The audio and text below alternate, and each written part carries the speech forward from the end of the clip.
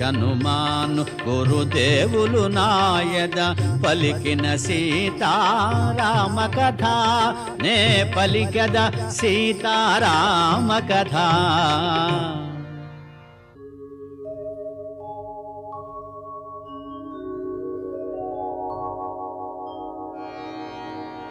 యమ కుబేర వరుణ దేవేంద్రాదుల సర్వసంపదల మించినది విశ్వకర్మ తొలుత బ్రహ్మకిచ్చినది బ్రహ్మవరమున కుబేరుడందినది